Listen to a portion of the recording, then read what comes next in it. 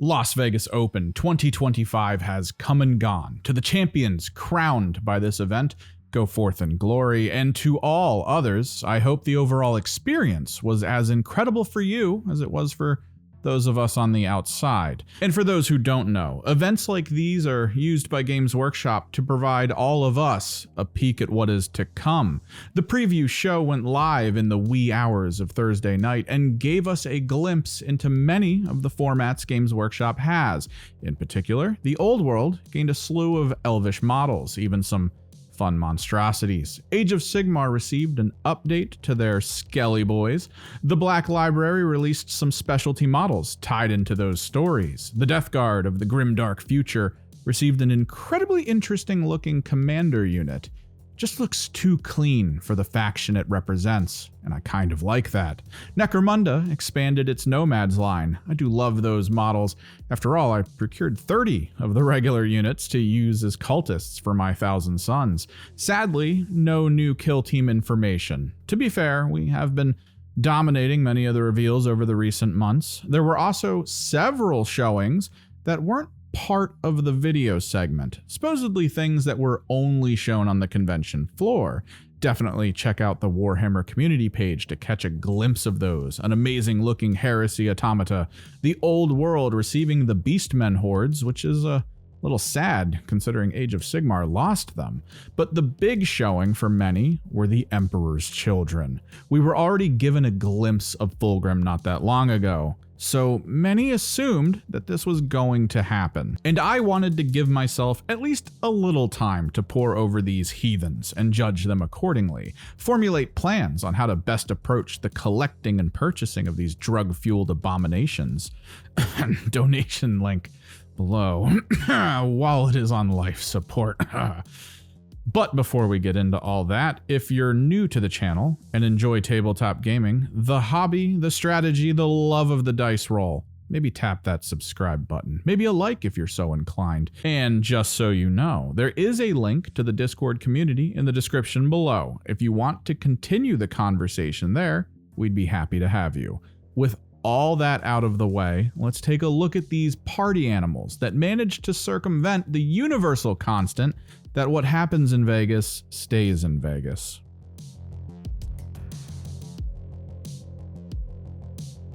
Let me hit you right off the bat with a TLDR. Personally, I think the models are all right. I know I chose Fulgrim Transfigured over the new model. This is just personal preference, and to those excited by the new Primarch, that's fine too. To each their own vision of perfection. But as I said, we did know about this model. I'm just glad this verified for me that there isn't much size difference between the two versions. Now I can finally install these LEDs and finish this out before the full release. Beyond the almighty Primarch, they revealed one of his greatest champions on the tabletop, Lucius the Eternal, hinted at with a silhouette leading up to this overall reveal. I feel the Games Workshop design department did well with this one. Not an excess of detail, but just enough to truly stand out. The image of the faces on his shoulder and other components of his armor providing their tongues to be used as his whip, and the brilliant design of the rapier-esque weapon he wields, not commonly seen among models on the field. Lucius also carries with him many of the core visual and aesthetic elements that are going to be seen throughout the rest of the characters and models. The leather strapping over top of the armor components, the tinctures and concoctions strapped to him, providing the needed effects to push his combat abilities. For the army, this is a concept I am most looking forward to, running the theory in my head of what the general army rule will be, as most of the current ones seem to decently tie into the flavor of the faction they represent. A little bit of chaos, a little bit of Slaanesh, maybe even a little bit of Drakari. A solid breakaway from my Thousand Sons and Tzeentch norms of ranged and durability functions. This is certainly a model I'm looking forward to painting, and it will be my first time painting an Iron Hand Space Marine in its natural habitat, of course. So right off the rip, it's good to see that they didn't flub on a key named character. The Lord Exultant, in all of its variations, feels kind of interesting. Conceptually, I want to see what the war gear possibilities are with this model, from claws to spears to whips, pistols of the specialty and plasma variety. A fun little saber. My curiosity is in what these adaptations mean for how this unit applies itself to the field, because even though the Emperor's Children were revealed here, they don't exactly have a lot of model choices. This seems to be very equivalent to the World Eater's release from not that long ago, only a small handful of options, which brings up the worry of a lack of adaptability that these codexes might provide. So I wonder if there is potential that each one of these loadouts could possibly represent a different type of bonus for the squads that they interact with, sort of a cheap way to release many champions from the explicit faction they represent without needing too many different overall options. There could be potential there, although, like the World Eaters, this faction will probably rely on many of the currently existing Chaos-based Marine champions, of course, all with their own twists. After all, they did show in the grand family photo a fun little sorcerer tucked away in a corner. In general, though, this champion is the first look at the more common armor schemes that the rest of the army has, and I've heard it said by many that this almost feels a little Horus Heresy-esque. Many of their elements are certainly 40k explicit, but there is also something old here, a slightly retro throwback, but with some great visual details, like that exquisite Slaanesh symbol adorned on this leader's pack. The only other non-named leader option comes in the form of the Lord Cacophonist, a champion that is supposed to explicitly work with one of the infantry options revealed to provide a solid enhancement to ranged power output. Stylistically, I love it. The grand organ it carries to emanate the sound that the Emperor's Children are known for with their weaponry, the almost Minotaur-like look and feel. Keep an eye on many of these models, and you'll see that almost all of them have cloven hooves for their boots. Very satyr-like, probably with purpose there, but for those looking to convert who just happen to have a ton of beastmen around, just saying it could be a fun option for some Minotaur Emperor's Children crossovers. I, for one, will be sticking with my female punk rock heads I snagged off of Etsy. This champion leads what for many will be the make or break as to whether or not Games Workshop nailed this faction, the Noise Marines. No longer the simple and standard infantry type for this team, more of a heavy weapon specialty unit. It's only right that the Cacophonist lead a team that visually looks like the Horus Heresy Cacophony, just with the added detail of a backpack speaker system. Personally, and I feel I must reiterate that this is my opinion, I think Games Workshop pulled it off. Not necessarily that they nailed it. There can always be that one detail that truly matters in the final design, but these models certainly achieve a completed state for what I would imagine a Noise Marine to be. Of course, not ones that are wielding guitars. Either way, A+. Moving over to the Flawless Blades. These are a bit disappointing for me. I feel like these will most likely be bread and butter for a lot of upcoming lists, as they are touted as the serious damage dealers of the team. I just dislike many of their aesthetic options, in particular their cone heads. That does seem to be the meme going around. The anxiety I'm already getting thinking of how much effort I might have to put in to convert these models so they don't just look like a Drakari Cabalite or its helmet for a little too long. You can't unsee it, can you?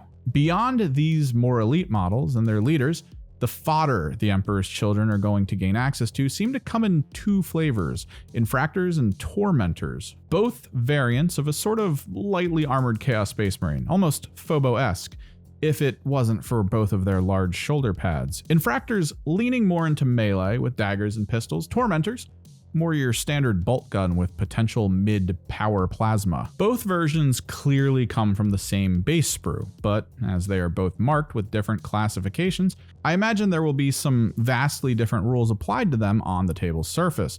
Possibly more objective holding functions for the bolt guns and maybe a little bit more mobility options with the daggers. Visually, there are certainly some winning components here, and some of the more beaky masks that feel a little Chaos Legion-y. Then, of course, there's this.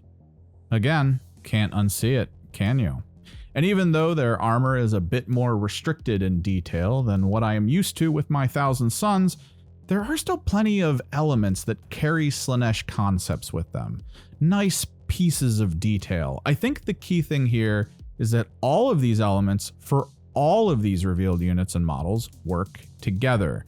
There's certainly a combined visual aesthetic that is undeniable. Seeing a Noise Marine next to a Flawless Blade doesn't feel like you're staring at two different factions.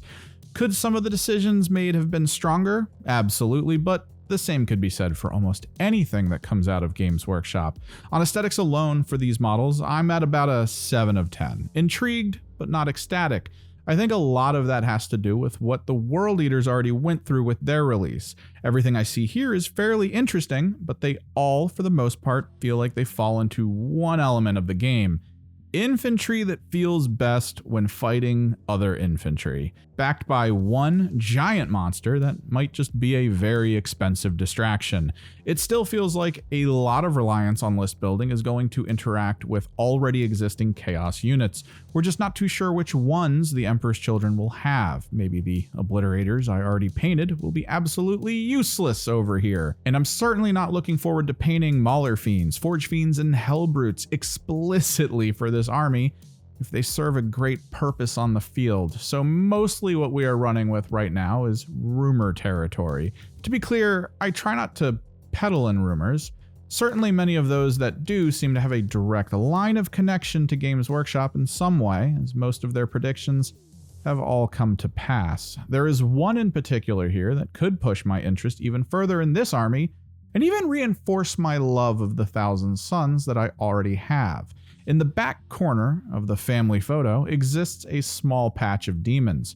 Take this with a grain of salt, but the idea is that the demons codexes are going to be split amongst the pantheon of Chaos Space Marines.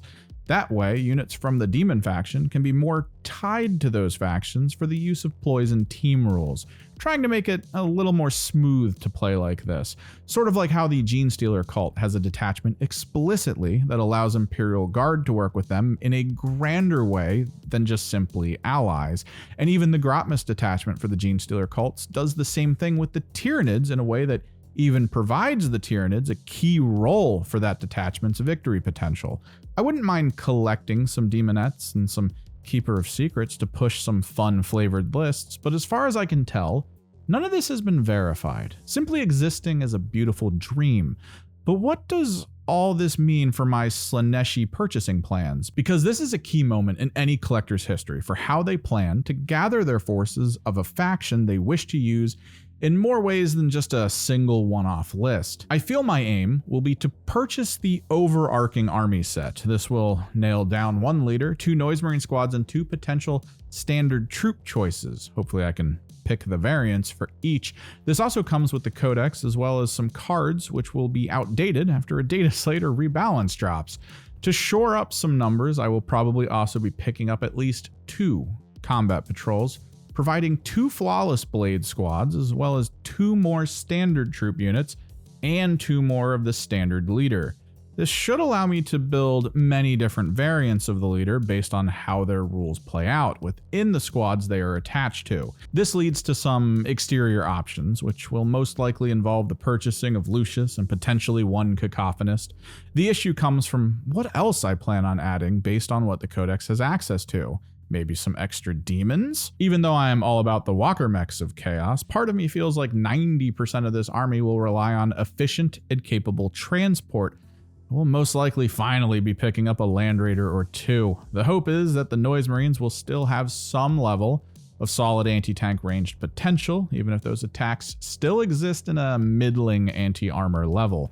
The Land Raider las cannons should help a bit, and hopefully Fulgrim brings enough fear to the table for those that rely on heavy armor that the list won't feel so useless against non-infantry heavy armies. At least this is the plan. We have all seen the results of many of the much hoped for releases Games Workshop has dropped over the last couple of years. Honestly, I'd be ecstatic if I could just get a single combat patrol before the cursed temporarily out of stock tag pops up on their online store. And to everyone else seeking glory from these pre-orders, good luck.